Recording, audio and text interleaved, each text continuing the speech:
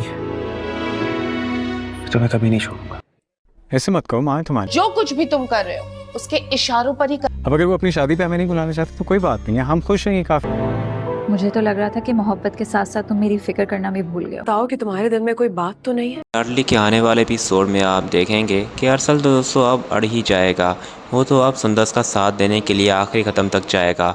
आने वाले एपिसोड के स्टार्टिंग सीन में आप देखेंगे कि सुंदर जो होगी वो अरसल को कहेगी कि अगर अंकल आंटी वाले नहीं चाह रहे तो शायद हमारी शादी कभी नहीं हो पाएगी। तो अरसल उसे कहेगा कि मैंने तुम्हारा हाथ इसलिए नहीं थामा था कि कोई भी अगर कुछ भी कहे तो मैं तुम्हारा हाथ छोड़ दूँ। जिस पर वो उसे कहेगी फिर कैसे मनाओगे तुम अपने माँ बाप को।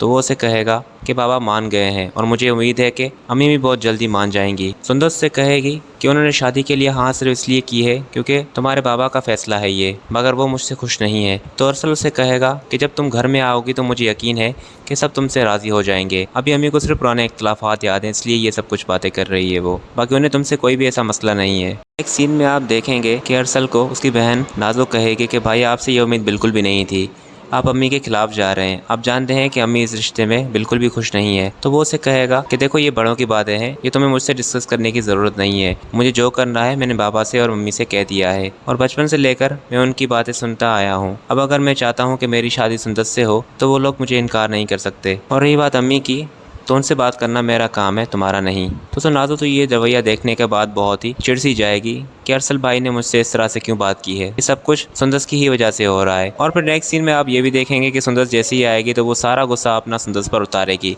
कि अभी तुम घर में आई नहीं हो और अभी सही मेरे भाई को अपना बना दिया है।